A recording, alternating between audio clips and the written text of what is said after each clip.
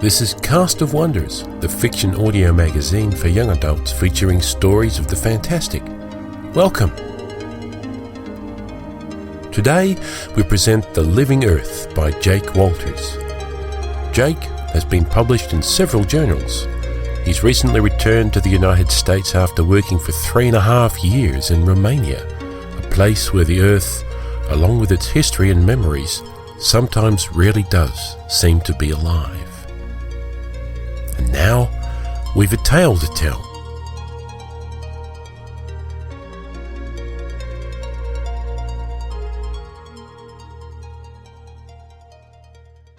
The Living Earth by Jake Walters. A giant rotting sign was nailed haphazardly to a tree. Stay away. Nothing official like private property or no trespassing, but rather this somewhat vague demand that seemed to carry with it the promise of vigilante justice should it be disobeyed by some unlucky wanderer. Virgil stood a few feet back on what was still safe land, waiting for his terrier to shit by a nearby bush. Grey clouds zoomed across the sky overhead and he hugged himself and shivered. "Hurry up," he said, looking at his dog. "You constipated?" The dog looked at Virgil with watery eyes, as if in apology for his lackadaisical efforts. Virgil considered whether his dog was developing shy bowels. He himself, standing in one of his school's bathrooms, often found it difficult to urinate if there were other boys around, even looking in the mirrors over the grimy sink. But still, he didn't think he'd have any trouble pissing in front of his dog Benny, and so Benny should not have any trouble doing his business with Virgil standing a respectful 10 feet away. His eyes followed undefined trails that looped and disappeared in the forbidden land beyond the tree. Some kind of grass grew there, about waist high and soft like hair. When the cold wind blew, the weeds all bent over in unison and issued a kind of whispering sigh. "Come on," Virgil said, "you're taking forever." Was there some kind of movement in the fields beyond? Virgil could not be sure of anything, but he had the sudden impression that he was being watched from somewhere in the land beyond the tree. He looked up at the sky. Over where he stood, and the disused baseball field behind him, there were several vultures circling, but nothing over the forbidden field. "I'm not waiting any more," he said, jerking at Benny's collar. "Let's go." He turned his back to the field, and a sudden chill went down his spine. This was 1,000 times worse than standing at the urinal, feeling all the pressure in the world building up somewhere below his bladder and not being to spray it out. But he did not want to turn back, not even to convince himself that he was safe. He was afraid that would make him even more vulnerable somehow. He ran faster than Benny all the way home. He'd almost forgotten about the field by third hour the next day at school. He bombed a test in mathematics first hour. He almost screwed up the courage to ask Laura Wirt to an upcoming dance in second hour, but his confidence failed him at the last moment. No, she was too popular and tall, he too pimply and stubby. He knew it was true, although nobody said as much. He considered himself lucky that he was not as bad off as the Higgins brothers, whose acne looked like some kind of radiation poisoning, or Thomas Brunswick, who had a gigantic hunch in his back and walked with a limp. And then, in third hour geography, the teacher was a few minutes late. A couple of the boys a few seats over from his started discussing spooky things in an effort to make Beatrice Green uncomfortable. They spoke of ghosts and a man who committed suicide in 1957 by laying down on the train tracks outside of town and getting himself sliced up, his head dragged almost a half-mile before it was discarded by the screaming, braking train, rolling down a ditch and into a marsh like a wayward die escaping a game of backgammon. "Stop it," Beatrice was saying. The guys laughed, and none of them noticed the way Virgil was staring at them. Beatrice, a girl he hardly knew, turned around and Virgil watched as the back of her ears turned red. The teacher entered a few moments later and their discussion of Asia began. But after the hour, after the other guys filed out and only a few stragglers were left, Virgil, on his way toward the exit, stopped at Beatrice's seat. She looked up, perhaps expecting one of the bullies from earlier to be hovering over her. "Oh," she said, raising her eyebrows slightly. "What's up, Virgil?" "She knows my name," he thought. "I heard what those guys were saying to you." "Oh," she said, returning her attention to sliding her books into her backpack. "Forget them. They were just fooling around." "I know," Virgil said. "They're idiots." She looked up at him as if he had just said something extraordinary, but all she gave him in response was, "You're right." "Listen," he said, "I know you aren't scared. You know, about what those guys were talking about." "No, I'm not," she said, standing, her books and pens packed.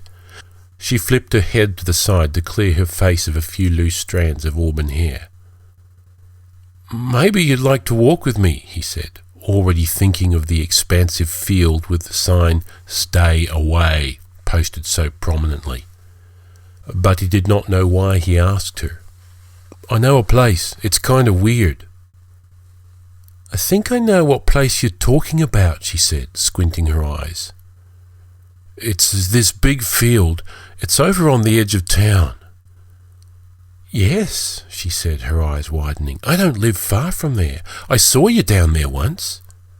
"Really?" Virgil said. She looked him up and down, and then her face broke into a little grin. "Do you want to get down there with me later?" He felt a little stir inside him at her words. They agreed to meet at the dugout in the evening, and he had the foolish impulse to shake her hand, as in a business transaction. They parted company outside the classroom, and Virgil suffered through the rest of his day in a kind of dreamy haze, imagining what he and Beatrice would talk about, what they would do. If he would point out Polaris in the night sky as they walked home, their arms linked together. He knew he was being optimistic, but why not? He'd never been with a girl outside of school or other official functions, like the time he washed cars with the cheerleaders in an attempt to raise funds for a school trip. Even then he'd wanted to spray them playfully with the hose, and instead his own pants were left sopping wet as he misfired on himself. He joined them in their collective laughter, but it scarred him even as he chuckled. 5 o'clock came quickly enough, and Virgil set out after calling to his parents, "Be back later." The walk was a short one through a now mostly desolate part of town. He could not understand why adults who had the power to choose would choose to live here. The only industry left years before, and all that remained were a few giant smokestacks and low dark buildings, the kind kids threw rocks at as they ran past. Beatrice was waiting in one of the dugouts in the old baseball field.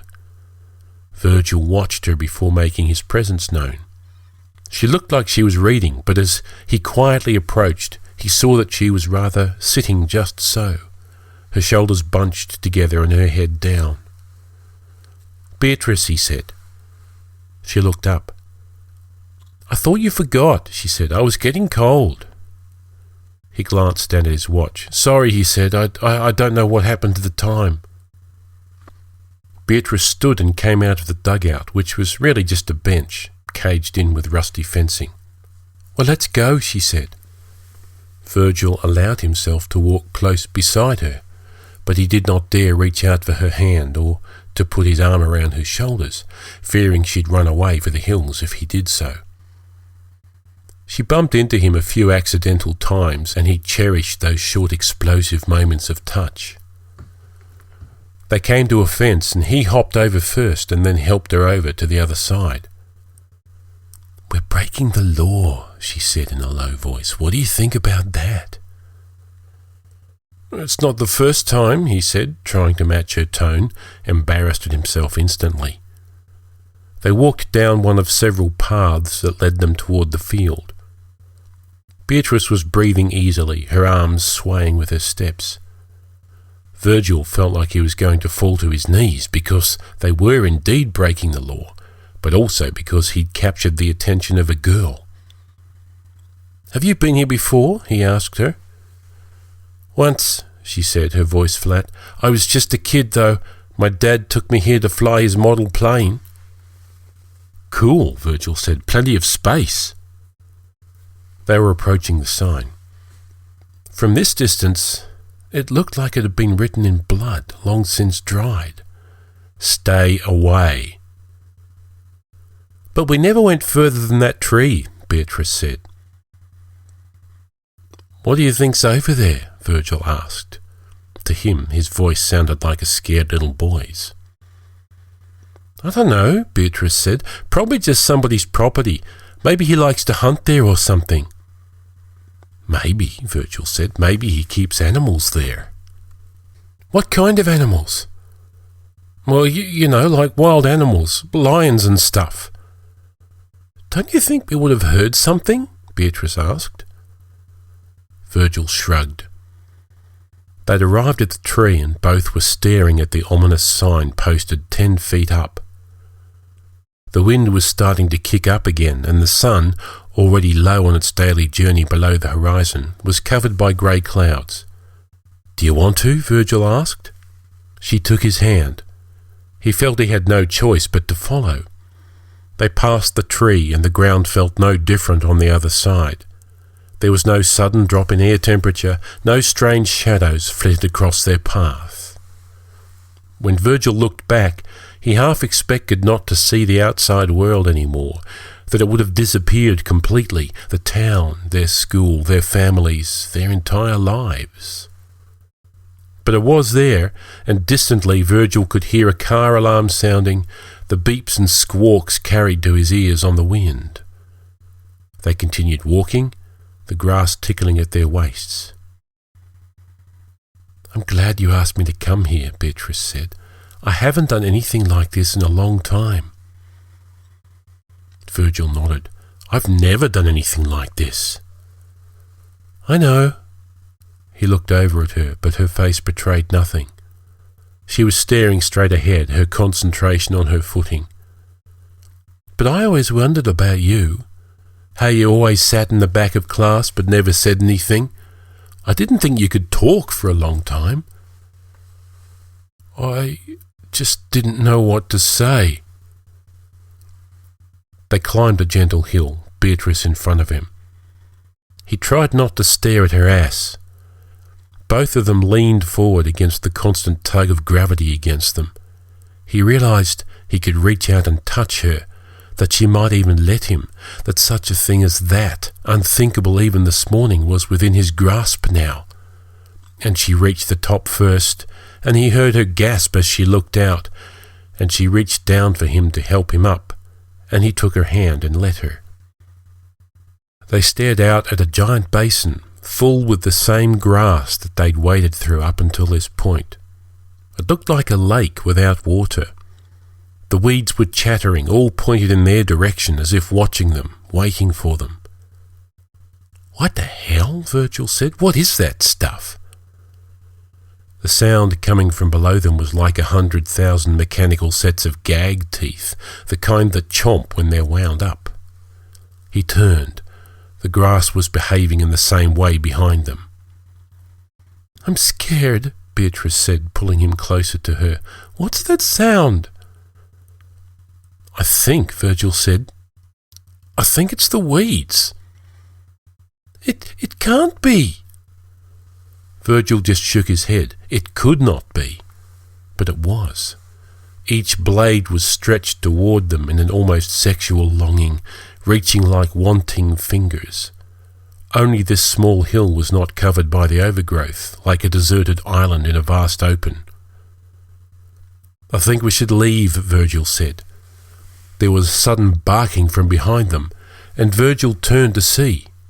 "Oh God," he muttered. "What is it?" "It's Benny, my dog. He must have followed me here." They watched Benny lunge through the tall grass. For a few moments the plants parted so he could make his way unobstructed towards Virgil and Beatrice. But then the grass enveloped him and Virgil heard his pitiful whines. "Holy shit," Beatrice said, grabbing him even tighter around the bicep as Benny yelped. "What's happening?" They watched as the grass jerked and swayed, and a few moments later it all fell away from Benny. There was a skeleton left and a few scattered puffs of brown fur. "Oh," Virgil moaned. He felt his face sink, his lips quiver. Tears stung his eyes and he blinked them away quickly. "Did it?" Beatrice said. "Did it eat him?" "I think it did," Virgil said, "and I think it wants to eat us too." "We need to call for help," Beatrice said. Virgil thought his screams would never be heard from this isolated place. But then Beatrice pulled her cellular phone from her pocket. Yes, he thought, this was the key to salvation. They'd be okay. A phone call. They'd come with machetes, with fire, maybe even a helicopter. "I don't have any signal," Beatrice said. She did not sound angry. Resigned, if anything. But then, in a flash of helpless rage, she hurled her phone into the lake of weeds. Virgil watched as the weeds opened for it, sucked greedily at it, but then ultimately rejected it, leaving a foot of bare ground around it as it lay unharmed below them. "Well," Virgil said, "what do you want to do?" It was nearly dark now. He could still see the grass, Benny's skeleton, the fear making Beatrice's eyebrows undulate, her nostrils flare. But everything was made of more shadow than substance, and the sound of the grass as it waited impatiently for them was rising to the buzz of a crowd before a concert. "I think we should make a run for it," Beatrice said. "Maybe if we jump as we run, it won't be able to catch us." "You saw what it did to Benny," Virgil said, his voice cracking. He wondered how much this place fed itself. Countless insects, the occasional bird that swooped too close, or burrowing animal unfortunate enough to dig a hole to the surface there. All of them eaten by the grass. "I think we should just wait here," he said. "No," Beatrice said, starting down the hill. "What are you doing?" "I'm going home." "Come back here," he said, reaching for her, skirting her light jacket with his fingertips. "Beatrice, don't go!" But she was already halfway down the hill, sliding and scuttling toward the waiting grass below. Virgil held his breath and looked away as she reached the bottom. He thought she'd scream, that the grass would sound like a swarm of bees as it devoured her. But he heard her voice. "Virgil?" He looked down toward her. She was standing a few feet into the sea of weeds, on her own 2 feet, the grass harmless as it weaved with the wind. "Are you okay?" Virgil called. He could barely see her now. She was disappearing into shadows so far below him, and she was starting to leave without him. "Wait," he called after her and ran to the bottom of the hill. Could it all have been an illusion? A nightmare? He bounded into the grass, which seemed almost to make way for him. He was catching up with her now. Just a few more feet, and he could walk side by side with her again, maybe steal a kiss, grab her hand and lead her away from this forbidden place. She turned, and he saw a giant clump of grass between her lips, falling out in little tufts like rotting hair. She chewed it like a too big clod of bubble gum. "I'm sorry," she said around the grass. Her teeth were green. "I didn't want to bring you here. I had to." "What?" Virgil asked, frozen. He felt a few dry tendrils of grass start to crawl up his pants leg, wrap itself around his calf and squeeze. It started to burn. Oh, Jesus, no! The grass was subjugated around Beatrice, and she ripped a handful off the handiest leaves and threw it into the air. "Please don't blame me," she said. "Everybody needs to eat." The grass moved in around him, engulfed him like an avalanche. He saw her walking slowly away toward the tree with the dilapidated sign, disappearing into the night before the grass swallowed up his eyes.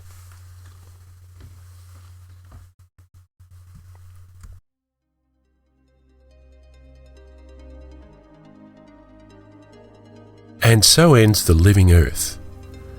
Don't know about you, but I'm going to go cut my lawn right now.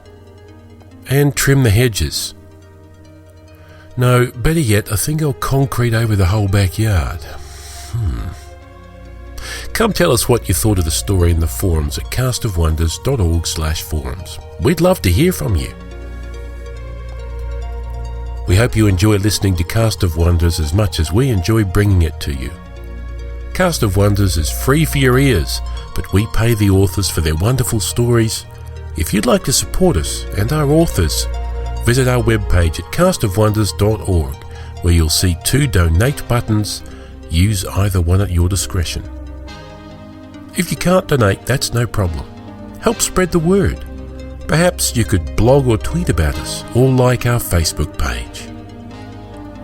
Cast of Wonders is released under a Creative Commons Attribution Non-Commercial No Derivatives license. Share it, but don't change it or sell it. Theme music is Appeal to Heavens by Alexei Nov from musicalley.com.